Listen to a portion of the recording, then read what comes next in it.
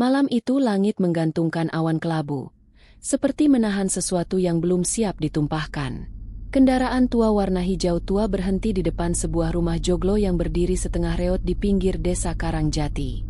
Rumput liar menjulur dari sela-sela batu halaman, dan pohon randu besar di samping rumah tampak seperti makhluk tua yang mengawasi dengan diam. Langkah pelan terdengar dari sisi mobil. Raka, pria 32 tahun, turun sambil memandang rumah itu dengan mata yang penuh ragu dan kenangan yang menyesakkan dada. Di tangannya, ia menggenggam kunci tua yang sudah mulai berkarat, warisan terakhir dari ibunya, yang wafat sebulan lalu. "Rumah ini seperti menunggumu," ujar Pak Sulam, tetua desa yang ikut menjemput Raka di perempatan. Suaranya berat, ada getar samar di sana. Raka menoleh, menahan napas. "Saya belum pernah kembali sejak ibu pindah ke sini, Pak. Dan rumah ini juga belum pernah sepenuhnya ditinggalkan," jawab Pak Sulam pelan. "Kau akan mengerti." Raka hanya mengangguk kecil, lalu membuka gerbang besi yang berderit panjang. Suaranya melengking memecah sunyi sore. Saat ia melangkah masuk, matanya langsung menangkap ayunan kayu berwarna coklat tua di sudut pekarangan. Tali tambangnya masih kuat, diikat pada batang pohon randu. Ayunan itu diam. Tapi entah kenapa, ia merasa seperti tadi, bergerak sedikit. Raka menepis perasaan aneh itu. Malam datang lebih cepat dari biasanya. Angin lembab dari sawah belakang menembus dinding rumah. Raka duduk di ruang tengah, memandangi foto lama ibunya yang tergantung di dinding. Foto itu diambil 5 tahun lalu, saat ibunya memutuskan menetap di desa ini, menjauh dari hiruk-pikuk kota. Ia tak pernah bertanya kenapa. Kini ia menyesal. "Bu, kenapa rumah ini sepi? Tapi terasa penuh," gumamnya. Lampu redup di ruang tamu tiba-tiba berkelap-kelip. Lalu padam sebentar. Raka berdiri, berjalan ke jendela yang menghadap ke pekarangan. Dan di sanalah ia melihatnya. Ayunan itu bergerak, pelan, maju, mundur, seperti didorong angin. Tapi daun pohon randu sama sekali tidak bergoyang. Lalu, perlahan, semerbak bunga melati menguar dari luar jendela. Wangi yang sangat dikenalnya. Wangi yang hanya dipakai ibunya setiap malam Jumat. Raka mundur, matanya melebar, nafasnya tertahan. Dan dari kejauhan, suara lirih seperti senandung kecil, terdengar samar, sangat pelan. "Tidur, tidur, anakku manis. Ayahmu datang dari langit, membawa bulan di keningmu." Malam di desa Karangjati tak pernah seramai kota. Bahkan jangkrik pun terdengar lebih lantang dari suara manusia. Raka duduk sendiri di ruang tengah, ditemani lampu minyak yang digantung di dinding. Penerangan seadanya karena listrik di rumah itu sering mati sendiri. Entah kenapa, tak ada yang berubah dari rumah ini sejak terakhir kali ia melihatnya. Tapi justru itu yang membuatnya merasa aneh. Seakan waktu berhenti bergerak di tempat ini. Ia masih memikirkan kejadian tadi. Ayunan yang bergerak sendiri, wangi melati, dan senandung yang entah dari mana datangnya. Raka menghela napas panjang, lalu berdiri. Ia menuju lemari tua di kamar ibunya, mencari sesuatu yang bisa menjawab semua ini. Saat membukanya, tumpukan kain batik dan buku doa tersusun rapi, persis seperti kebiasaan ibunya yang teratur. Di balik tumpukan itu, ia menemukan kotak kayu kecil, tak dikunci. Saat dibuka, ia menemukan beberapa foto lama, dirinya kecil, ayahnya yang sudah meninggal sejak ia balita, dan satu foto yang membuat darahnya sedikit dingin, foto seorang anak perempuan, duduk di atas ayunan di pekarangan. Wajahnya tak dikenal, tapi senyumnya mirip ibunya. Tiba-tiba suara, ketak, ketak, terdengar dari belakang rumah. Raka refleks menoleh. Ia bergegas menuju dapur, membuka pintu belakang yang langsung menghadap pekarangan. Lampu di luar padam. Hanya sinar bulan separuh yang menerangi tanah berumput. Dan sekali lagi, ayunan itu bergerak, pelan, teratur, seperti ada seseorang yang duduk di sana, mendorong tubuhnya perlahan. Raka menelan ludah. Matanya tak berkedip. Bau melati kembali menyergapnya. Kali ini lebih kuat, seperti seseorang menyiramkan minyak wangi tepat di bawah hidungnya. Angin tak bertiup, tapi suara dedaunan bergesekan terdengar jelas. "Apa yang sebenarnya ibu sembunyikan di rumah ini?" gumamnya. Saat ia hendak menutup pintu, suara samar dari pekarangan terdengar lagi. Kali ini bukan senandung, tapi tawa kecil, seperti anak kecil yang bermain. Lirih, renyah, dan menyeramkan karena datang dari arah yang tidak terlihat. Raka memejamkan mata sejenak. Ia mencoba menenangkan diri. Lalu ia berbalik, menutup pintu dapur perlahan, dan memutuskan untuk tidur. Meski dalam hati ia tahu, malam ini tidak akan memberinya istirahat. Dan tepat pukul 2 dini hari, di luar sana, ayunan masih bergoyang. Terus, tanpa suara, tanpa angin. Tapi kini, samar-samar, bayangan tubuh kecil tampak duduk di atasnya. Tak bergerak, hanya menghadap ke arah jendela kamarnya. Pagi menyambut dengan sinar surya yang cerah, tapi rumah itu tetap terasa lembab dan gelap. Raka membuka jendela kamarnya lebar-lebar, mencoba mengusir sisa wangi melati yang masih menggantung samar. Tapi anehnya, bau itu justru seolah menempel di kulit, seperti asap dupa yang tak mau pergi meski dibasuh air. Ia berjalan keluar, menuju warung kopi kecil di ujung jalan desa. Beberapa warga sedang duduk di sana, mayoritas orang tua, pria parubaya, dan 1-2 perempuan tua yang matanya tajam memandang siapapun yang lewat. Begitu Raka tiba dan duduk, pembicaraan yang semula riuh pelan-pelan meredup. "Anak Bu Rini, ya?" tanya Pak Rasim, si pemilik warung. Raka mengangguk. "Iya, Pak, saya Raka." Pak Rasim tak membalas langsung. Ia hanya menatap wajah Raka sejenak, lalu menuangkan kopi ke cangkir tanpa diminta. "Kamu sempat ke belakang rumah semalam?" tanyanya pelan. Raka terdiam sejenak. "Iya." "Kenapa?" Tak ada jawaban. Hanya tatapan yang berubah jadi serius, dan sunyi yang mencekam. Seseorang dari sudut warung bersuara, pelan tapi cukup keras untuk didengar. "Kalau sudah lihat, jangan dipanggil balik." "Maaf." Raka menoleh. "Kalau sudah lihat, jangan dipanggil balik." Ulangnya, seorang perempuan tua yang duduk menyender di tiang bambu. Matanya sayu tapi tajam, seperti tahu lebih banyak dari yang diucapkan. Dia tak suka dipanggil, tak suka diusik. Ayunan itu bukan tempat bermain sejak kejadian dulu. "Jadi siapa yang duduk di sana?" tanya Raka akhirnya. Nadanya mulai goyah. Perempuan itu menghela napas panjang. "Tanya saja pada ibumu, atau pada tanah tempat kamu sekarang tinggal." Sepulang dari warung, Raka merasa kepalanya berat. Rumah itu kini tidak hanya sunyi, tapi juga menakutkan. Ia berdiri di depan ayunan yang siang ini diam tak bergerak. Tapi tanah di bawahnya terlihat lebih gundul dari yang lain, seperti sering diinjak. Seolah seseorang benar-benar bermain di sana setiap malam. Sore harinya, Raka membuka album tua milik ibunya. Di dalamnya ada secarik surat yang ditulis dengan tangan. Ia mengenali tulisan itu, lembut, rapi, khas ibunya. "Jika suatu hari kamu kembali ke rumah ini, dan malam Jumat menyambutmu lebih dulu dari cahaya pagi, jangan buka pintu dapur setelah pukul 2. Jangan lihat ayunan. Jangan hirup aroma melati. Jangan jawab suara siapapun dari luar.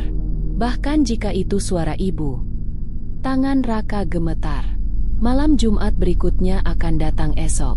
Dan bau melati belum pernah benar-benar pergi. Langit sore terlihat seperti kanvas luka. Awan kelabu bergerak lamban, seolah tahu bahwa malam ini bukan malam biasa. Raka berdiri di depan jendela, menatap ayunan yang sejak tadi siang mulai bergerak pelan-pelan, meski tak ada angin sama sekali. Ia memegang surat ibunya yang kini hampir remuk karena terus-menerus digenggam. "Jangan lihat ayunan. Jangan jawab suara siapapun dari luar. Bahkan jika itu suara ibu." Kalimat itu terngiang berulang kali di kepalanya. Ia tak tahu harus mempercayai surat itu, atau menganggapnya hanya tulisan dari seorang ibu yang mungkin kehilangan kewarasan di akhir hidupnya. Namun hatinya berkata lain. Malam datang. Tepat pukul 11. Rumah sudah gelap, Hanya lampu minyak yang menyala di ruang tamu. Raka duduk diam, tubuhnya tegang. Matanya tak lepas dari arah jendela. Wangi melati mulai masuk dari celah angin. Pelan, lalu menyengat. Kali ini lebih kuat dari malam sebelumnya. Ia memejamkan mata. Lalu terdengar suara. "Nak, kamu belum tidur?" Raka membeku. Suara itu datang dari luar jendela. Lembut. Suara ibunya. Persis seperti dulu saat membangunkannya untuk salat subuh waktu kecil. "Raka, buka pintunya. Nak, ibu kedinginan." Suaranya menggema lirih. Tapi Raka tetap diam.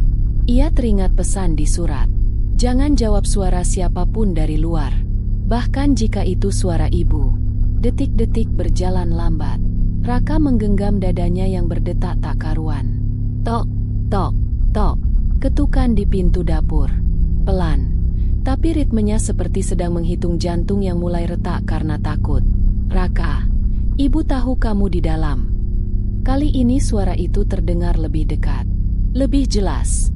Bahkan seperti berdiri di balik pintu. Tangannya hampir bergerak. Ingin membuka, ingin memastikan. Lalu tiba-tiba, sesuatu terdengar dari arah pekarangan. Bunyi kayu tua berderit. Ayunan itu bergerak kencang. Sangat kencang. Trek, trek, trek. Dan di sela derit itu, tawa kecil terdengar lagi. Tawa anak-anak, tapi juga tangisan. Dua suara bercampur menjadi satu. Sedih dan senang dalam nada yang tak bisa dijelaskan.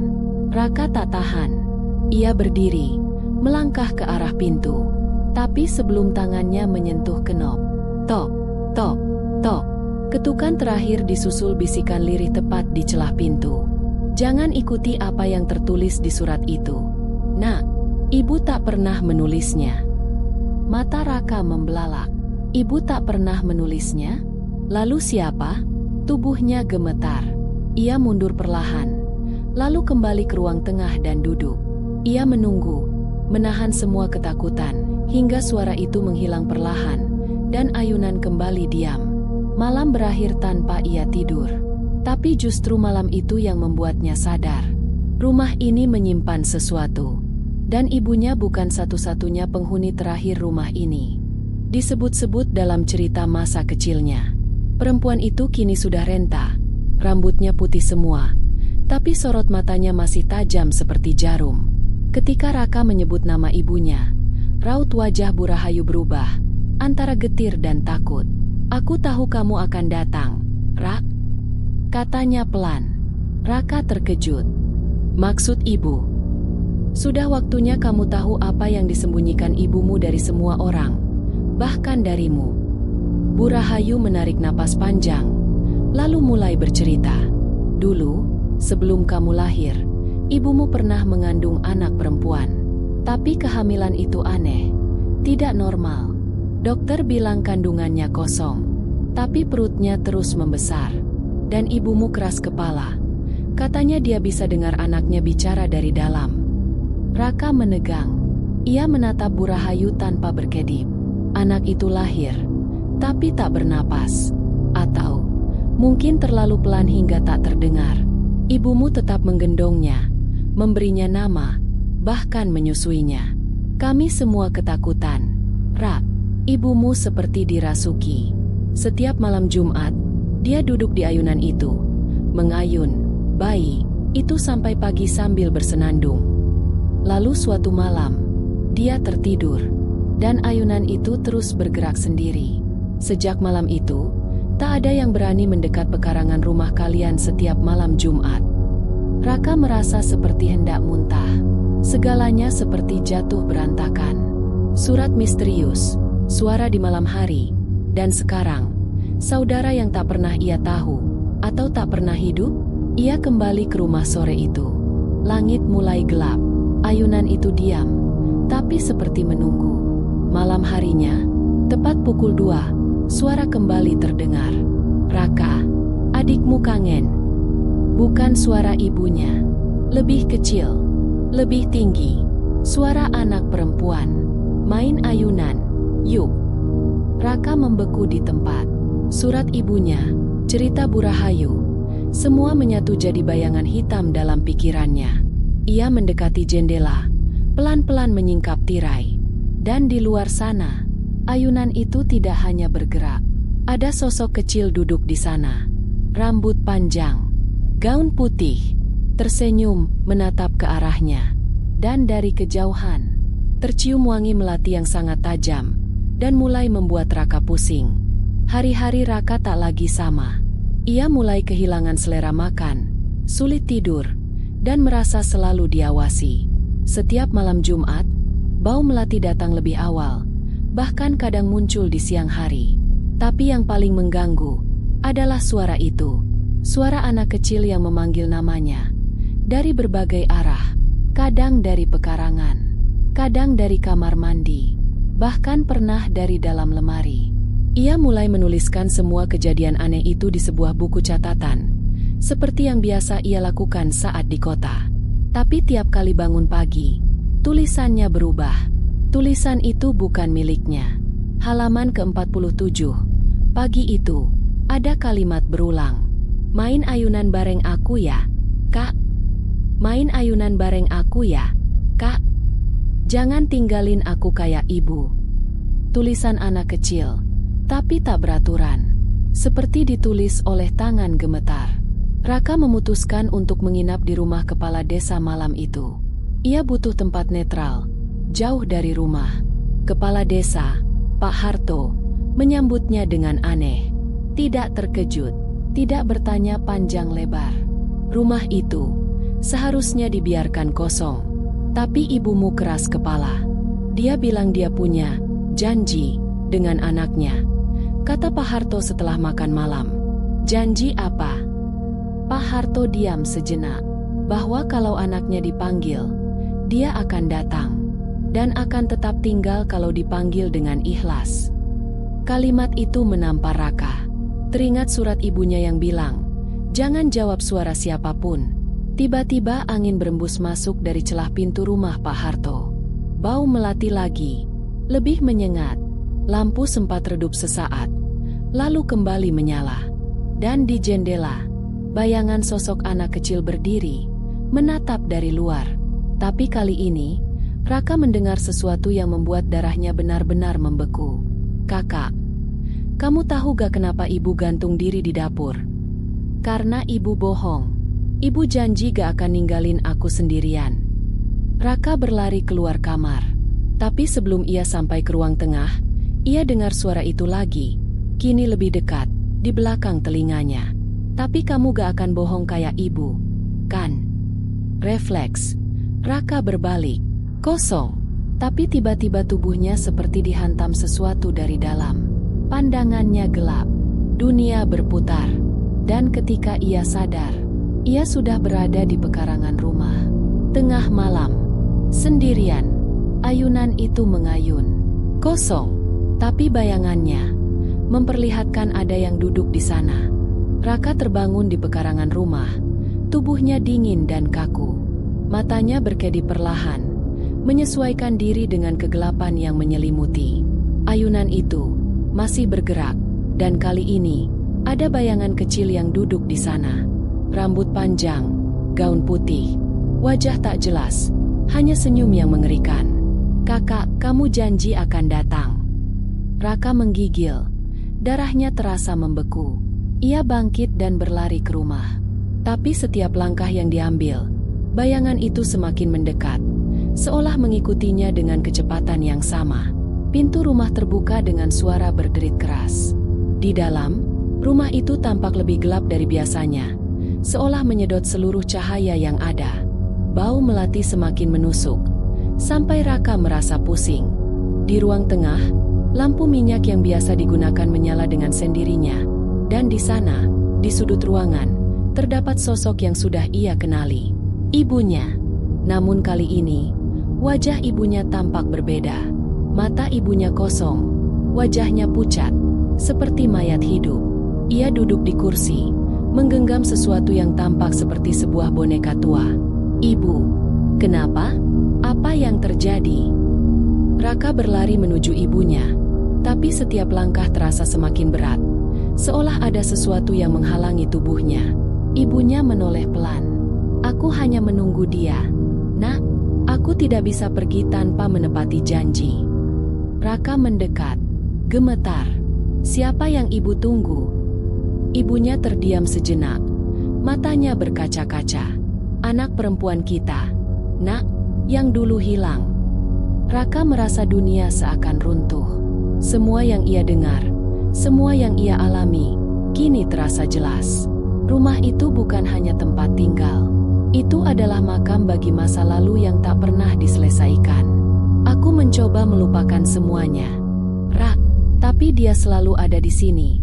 Setiap malam Jumat, menunggu aku menjemputnya. Dan aku tidak bisa melakukannya sendiri. Tiba-tiba, suara tawa anak-anak terdengar di luar. Suara itu terlalu nyata. Raka berbalik, dan di balik jendela, ada sosok kecil lagi, berdiri menatap ke dalam rumah dengan wajah pucat, tersenyum. Kakak, ayo kita main ayunan. Ibu gak mau ikut. Raka menatap ibunya, bingung. Ibunya tidak menjawab, hanya menangis pelan. Raka tahu, ada hal yang lebih besar dari sekadar suara dan bayangan. Ini adalah kutukan yang telah bertahan selama bertahun-tahun, dan ia tidak bisa lagi menghindarinya. Tiba-tiba, bayangan itu, anak perempuan yang hilang, bergeser, bergerak mendekat, mengulurkan tangan kecilnya. Suara tawa berubah menjadi isakan, dan dengan langkah cepat, Raka berlari keluar rumah, menuju ayunan. Ia tak bisa menunggu lebih lama. Ia harus menghadapinya. Setelah melangkah menuju ayunan yang terus bergerak sendiri, Raka merasakan panas tubuhnya, seakan terbakar oleh energi yang sangat kuat. Ia melangkah satu langkah lagi, dan ayunan itu berhenti seketika. Bayangan anak perempuan itu berdiri tepat di depan Raka. "Kenapa kamu tidak mau menemani aku?" tanya bayangan itu dengan suara yang semakin tajam, seperti pecahan kaca. Raka memejamkan mata, mengumpulkan keberanian, dan berkata dengan suara yang penuh keteguhan, "Aku tidak bisa. Aku tidak bisa hidup dengan bayanganmu lagi. Ibu sudah cukup menderita." Namun tiba-tiba, bayangan itu tersenyum. Wajahnya berubah, menjadi sosok ibunya yang pernah ia kenal. "Aku hanya ingin kamu ada di sini, Nak." Ketika Raka membuka mata, ia melihat ibunya berdiri di belakang bayangan itu. Sosok ibunya yang dulu hangat, yang kini tampak menghadapinya dengan tatapan penuh penyesalan. "Ibu, aku maafkan ibu," kata Raka, suara bergetar. "Aku tahu, ibu hanya ingin semuanya baik-baik saja." Ibunya menangis, dan dalam air mata itu, bayangan anak perempuan yang hilang mulai menghilang, tersapu oleh angin malam. Ayunan itu kini berhenti bergerak, dan bau melati yang menyengat akhirnya menghilang. Raka berdiri di pekarangan rumah, menggigil. Ayunan itu kini diam, tetapi tak lama kemudian, bau melati yang sebelumnya tajam, berubah menjadi harum yang begitu lembut, seolah memberi kelegaan setelah kekacauan yang terjadi. Namun, jauh di dalam dirinya, Raka tahu bahwa semua yang ia alami belum selesai. Ibunya, yang kini berdiri di belakang bayangan anak perempuan itu, tersenyum dengan wajah yang penuh penyesalan. Ia menatap anaknya dengan penuh cinta yang begitu mendalam, tetapi juga dihantui oleh beban masa lalu yang tak dapat dilepaskan. "Ibu," suara Raka tersekat, menahan emosi yang mulai mendesak. "Kenapa? Kenapa ibu tak pernah memberitahuku tentang anak itu? Tentang janji itu?" Ibunya hanya menghela napas dalam-dalam. Wajahnya tampak letih. Aku tidak ingin kamu terikat oleh masa lalu ini. Aku ingin kamu tumbuh tanpa beban yang selama ini kupertahankan. Tapi sekarang, semuanya sudah terlambat, Rak." Terlambat? Apa yang ibu maksud?" Raka bertanya dengan gugup. Matanya mulai berkaca-kaca. Ibunya melangkah pelan mendekat, lalu mengangkat tangan dan merengkuh wajah Raka dengan lembut. "Karena anak itu bukan hanya saudara kandungmu, Rak. Dia adalah bagian dari kita yang hilang. Janji yang kutinggalkan tidak akan pernah bisa dibayar sampai kita menerima kenyataan ini." Raka terdiam. Kata-kata itu seperti menghantam kepalanya. Suasana malam yang sebelumnya terasa menakutkan kini berubah menjadi penuh keheningan yang mematikan. Di sekelilingnya, angin mulai berhembus, membawa bisikan suara-suara yang sebelumnya mengganggu pikirannya. Seolah-olah segala hal yang tersembunyi kini mulai mengungkapkan dirinya. Namun, Raka merasa satu hal, ia harus memilih, melawan atau menerima. Lalu, suara itu kembali terdengar. Bukan suara anak kecil, tapi suara ibunya, yang terdengar lebih berat dan penuh dengan penyesalan. "Rak, jika kamu ingin memutuskan semuanya, kamu harus siap dengan konsekuensinya. Karena setiap malam Jumat, bukan hanya ayunan yang bergerak. Jiwa yang terperangkap di sini akan mencari cara untuk bebas. Dan dia akan menuntut janjiku." Raka menelan ludah. Matanya melirik ke ayunan yang masih bergerak dengan sendirinya. Tiba-tiba, bayangan anak kecil itu muncul lagi. Kali ini dengan senyum yang lebih mengerikan, dan kata-kata yang menggetarkan. "Kenapa kakak meninggalkan aku lagi? Kenapa ibu tidak menepati janji?" Sosok itu mendekat, tubuhnya semakin jelas. Wajahnya kini tampak hampir seperti wajah ibunya. Namun sesuatu yang gelap dan mengerikan mulai muncul di balik mata bayangan itu. Keinginan untuk bebas, untuk kembali, bahkan dengan cara yang mengerikan. Raka menutup matanya. Ia tahu ini adalah momen terakhir. Keputusan yang akan mengubah hidupnya. "Ibu, aku siap. Aku siap menerima semuanya. Tapi kita harus menuntaskan semua ini. Kita harus mengakhiri siklus ini." Ibunya menunduk. Air matanya mengalir dengan deras. "Aku tahu, Nak. Aku tahu itu satu-satunya cara. Tapi untuk itu, kamu harus datang ke tempat ini, ke ruang yang selama ini aku hindari. Tempat yang sebenarnya aku takutkan. Tempat asal semua ini dimulai." Tanpa berkata lebih lanjut, ibunya mulai melangkah menuju sudut rumah yang tertutup rapat.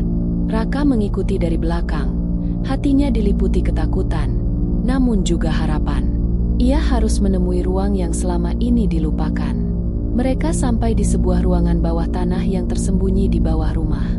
Pintu kayu tua itu terkuak dengan suara berderit, mengungkapkan ruangan yang dipenuhi dengan benda-benda kuno. Di tengah ruangan, ada sebuah meja yang ditutupi kain putih. Di atasnya, terdapat sebuah foto keluarga lama yang tampak usang. Ibunya melangkah ke meja itu, mengangkat foto tersebut. "Ini adalah awal dari semuanya. Rak, ini adalah kenangan yang tak bisa lagi aku lupakan. Semua dimulai di sini, dan kita harus mengakhirinya di sini juga."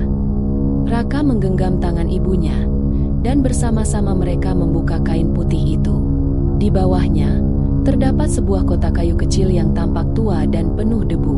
Ibunya membuka kotak itu, dan di dalamnya, terdapat sebuah kunci yang berkilauan. Kunci ini adalah kunci untuk membebaskan semuanya, tapi juga untuk mengakhiri kutukan ini, kata ibunya dengan suara yang hampir tak terdengar. Raka mengambil kunci itu. Tidak tahu harus berbuat apa, namun dia tahu satu hal. Dia harus melakukan apapun untuk mengakhiri teror yang telah menggerogoti rumah dan keluarganya. Raka memegang kunci itu erat-erat di tangannya. Meskipun rasanya seperti beban yang sangat berat, ia tahu ini adalah satu-satunya cara untuk mengakhiri semuanya. Dengan napas yang terengah-engah, ia menatap ibunya, yang masih berdiri di sampingnya. Wajahnya penuh dengan penyesalan dan ketakutan. "Ibu, apa yang harus kita lakukan dengan kunci ini?" tanya Raka, suaranya bergetar. Ibunya menghela napas dalam-dalam.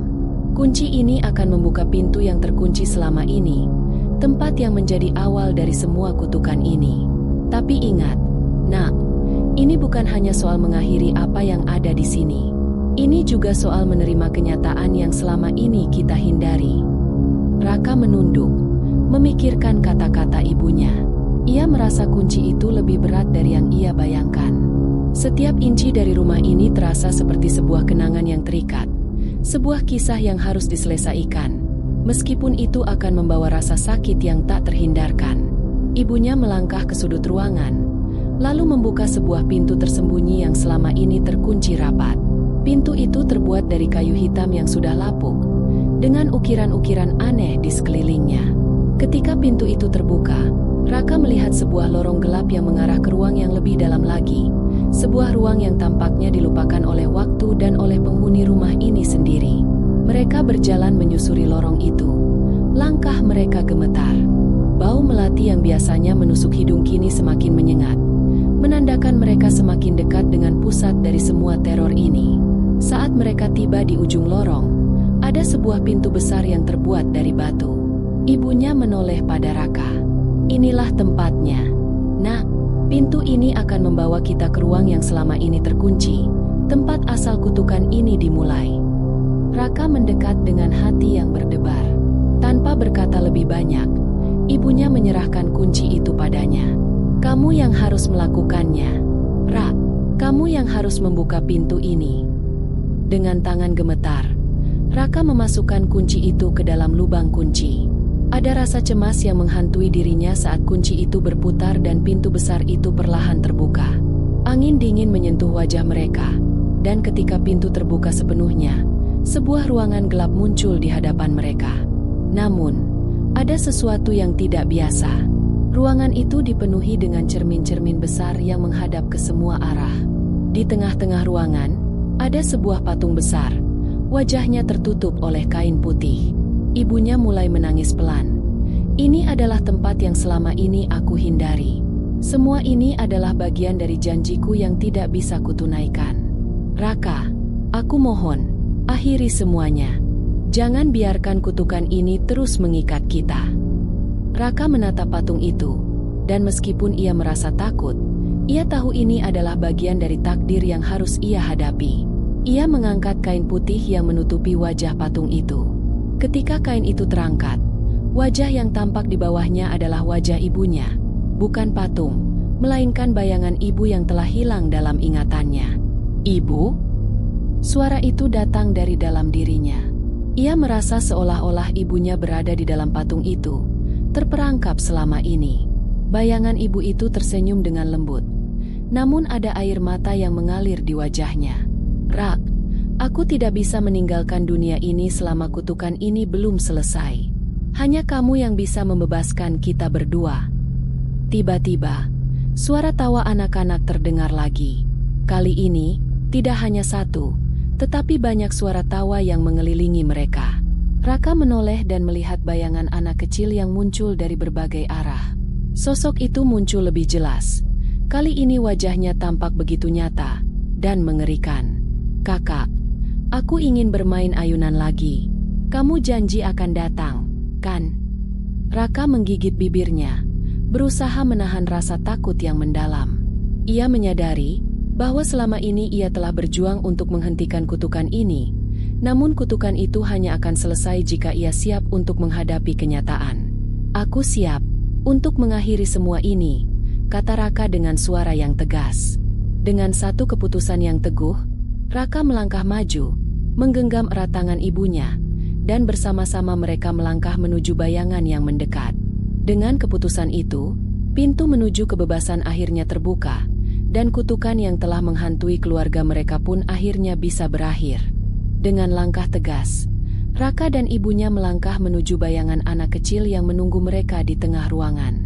Bayangan itu tersenyum, senyum yang penuh harapan dan juga kesedihan.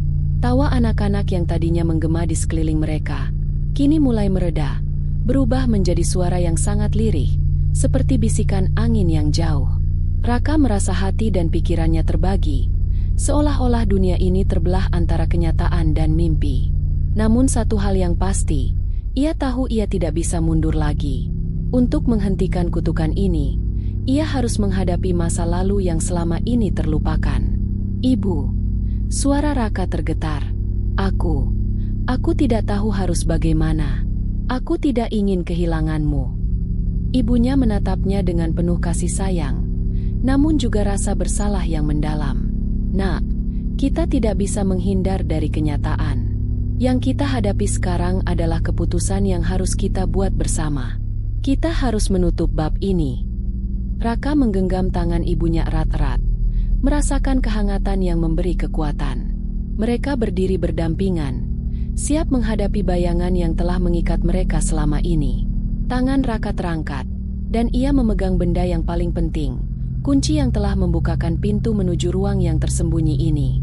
Ini adalah waktunya, Raka berkata, suara penuh ketegasan. Ia melangkah maju, menghampiri bayangan itu, dan dengan perlahan menundukkan kepala. Bayangan anak itu kembali berbicara. Kali ini suaranya tidak lagi menuntut, melainkan lebih seperti sebuah permintaan yang tulus. Kakak, ibu, bolehkah kalian bermain ayunan bersama aku? Jangan tinggalkan aku lagi. Raka menatap bayangan itu, dan hatinya penuh dengan kesedihan. Kami sudah lama meninggalkanmu, tetapi kami akan selalu ingatmu. Tapi kami harus pergi, dan kami tidak bisa terus terperangkap di masa lalu. Bayangan itu terdiam, senyum di wajahnya perlahan menghilang, seolah mengerti. Aku tahu, aku tahu. Bayangan itu berkata dengan lembut, dan dalam sekejap, sosok itu menghilang, tenggelam ke dalam kegelapan. Dengan hilangnya bayangan itu, bau melati yang sebelumnya begitu kuat, kini menghilang, dan angin yang bertiup di ruangan itu mulai terasa lebih ringan. Raka merasa seolah-olah ada sesuatu yang telah dilepaskan, sesuatu yang telah lama terjebak di dalam ruang itu. Namun, meskipun bayangan itu hilang, Raka dan ibunya tahu bahwa kutukan yang telah lama menghantui mereka memang telah berakhir. Tetapi bukan tanpa pengorbanan. Mereka telah menghadapi kenyataan yang pahit, dan pada akhirnya, mereka berhasil menutup lembaran lama dalam hidup mereka. Ibunya mendekat, merangkul Raka dengan lembut. Ini adalah akhir dari sebuah perjalanan yang panjang. Nak, kita telah melewati banyak hal, dan meskipun berat, kita bisa menghadapinya bersama. Raka mengangguk pelan. Meskipun masih ada kepedihan di hatinya, ia tahu bahwa ia dan ibunya kini bisa melangkah ke depan. Rumah yang dulunya penuh dengan keheningan dan teror, kini terasa lebih tenang. Kegelapan yang mengikat mereka telah terpecah, dan mereka bisa memulai hidup baru. Malam itu, untuk pertama kalinya dalam waktu yang lama, Raka duduk di luar rumah, di dekat ayunan yang dahulu sering bergerak sendirian. Angin malam berbisik lembut, dan bulan tampak terang, menerangi pekarangan yang telah lama gelap.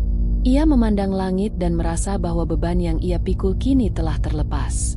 Ibu, aku janji, kita akan melanjutkan hidup ini dengan baik. Ibunya duduk di sampingnya, tersenyum.